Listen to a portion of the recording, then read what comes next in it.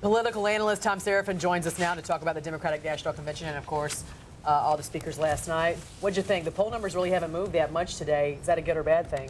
Well, it's early on in the convention. They have 4 days, and they usually come out with anywhere from a 10 to 16-point bump.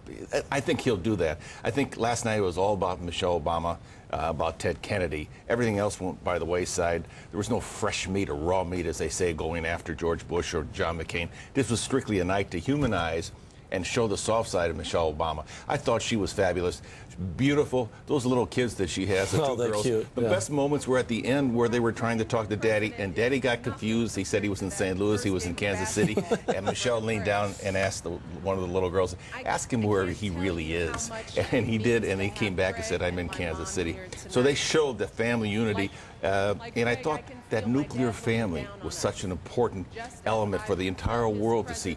Mom and Dad and the two girls, African Americans, something that you don't see a lot of from that community, unfortunately, today. And I thought it was really kind of a tremendous moment. Yeah, the best moment was at the end, really. I mean, you got to see the realness between the family. It was fabulous. You said, unfortunately, though, not a lot of people watched last night.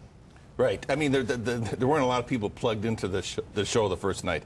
And I think you with the newspapers this morning, you'll get some more legs. But the Democrats need people to be watching, and they need the people to be watching that aren't Democrats. They need to preach to people outside their circle. And that's the problem. I mean, I love the song. It was Stevie Wonder's I Was Made to Love Her. And when she came out, people want her to be loved. The Democrats need her to be on the stump. They need her to be softened. There was one moment in the speech I thought was kind of gratuitous, but it went to the heart of what they were trying to do, where she said, I love America. Trying to drive that point home. We already knew that, but she had to make a point to all the naysayers out there.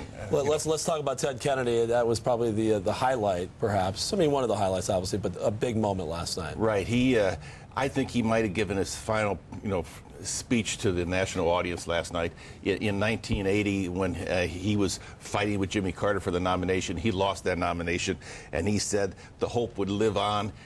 He said, and it shall never die. Let's listen to him right here and hear what he had to say. The work begins anew.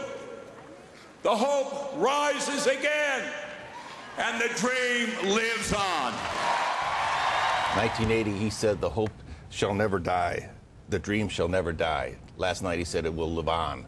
He passed the torch to Obama, and he was letting us know of his own personal mortality. It was a poignant moment, and I thought the moment of the evening. Yeah, absolutely. All right, Thom, we'll continue tonight. What are you expecting out of this evening?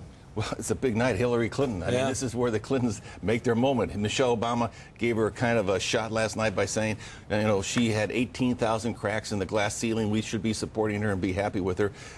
And tonight we'll see how well she does. She needs to throw that vote to Hillary Clinton. Remember, 50 to 70% of her vote is not committed to Barack Obama yet. 1 out of 5 are voting for John McCain. Yeah. I mean, they have some work to do. Seems the next 2 nights are very pivotal, obviously. Yes. And it was interesting, we were chatting the fact that they have to submit all their speeches. So there's some tweaking that goes on, I would imagine, from the Democratic Party. For sure. Right. Because they have a teleprompter, which a lot of people don't realize that. Right. So. Everything is screened, and then it's filtered, and then it's screened again by the Barack people. Yeah. I bet. Thom Serafin, thank you so much. Although we have said that when Bill Clinton takes the stage tomorrow, he'll probably say whatever he wants with little filtering, which is what the big controversy was about with his people and the Obama campaign, correct? Right, absolutely. You can't control him. In 1988, I was in Atlanta, Georgia for the convention, and Dukakis was getting nominated, and he gave a speech because he was one of the candidates that lost. Right. He gave a speech for more than an hour and a half. I mean, I went out to dinner, came back, he was still talking. I remember that. So anything could happen this week. All right, Thom. Thank you so much, Thom. It's not an hour and a half speech. Keep it short.